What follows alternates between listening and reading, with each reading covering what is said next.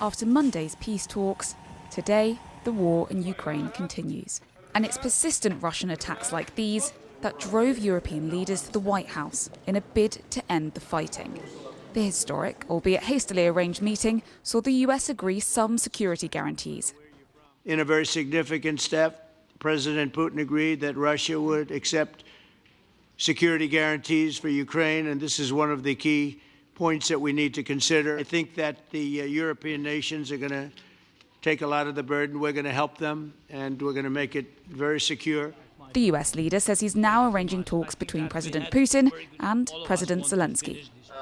Meanwhile, Sir Keir Starmer chaired a call with European leaders this morning as part of the coalition of the willing.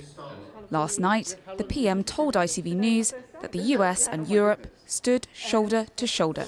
There was a real sense of unity between the European leaders that were here and President Trump and President Zelenskyy, and then two material outcomes. Firstly, on security guarantees, this is a really central issue, and out of today, all the teams are working together on security guarantees, and then a recognition that on issues of territory, that's a matter for Ukraine. President Zelenskyy described yesterday as significant and thanked leaders for their support. I believe this is a big step forward.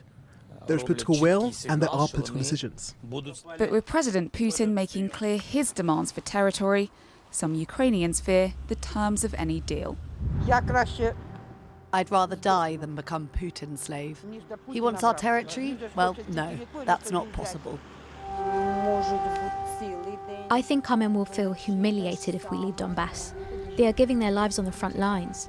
So many soldiers have already died and they want us to give up. As talks continue, the Ukrainian leader, alongside his European allies, know that translating warm words into lasting peace will be a long and uncertain process. Jasmine Cameron-Shaleshi, ITV News. And our correspondent Robert Moore is in Washington for us. Robert, it's clear the hard work really is only just beginning. I mean, Romilly, that is so true. I mean, we've got somewhat greater clarity in some respects this morning here in Washington, but also, I mean, there is so much uncertainty. I mean, the timeline, I think, is a little bit clearer. 10 days of sort of behind-the-scenes diplomacy is likely to take place, and then potentially a Zelenskyy-Putin summit, probably in Europe, potentially in a neutral country like Switzerland. But just imagine the chemistry at that meeting. And then after that, there could be a trilateral summit involving President Trump as well. But everywhere you look, at the same time, there's just enormous jeopardy. I mean, I think the biggest question I have after these two summits in Alaska and then in Washington, D.C., and after these sort of 5 days of highly theatrical diplomacy is whether at that airbase in Anchorage, whether Trump actually read Putin's motives and intentions correctly. I mean, has the Russian leader genuinely decided to allow Ukraine to be a viable, democratic, Western-leading nation? Has he said that he will allow Western troops into Ukraine? For example, just a few minutes ago, Donald Trump was on Fox News saying that there will be no US boots on the ground.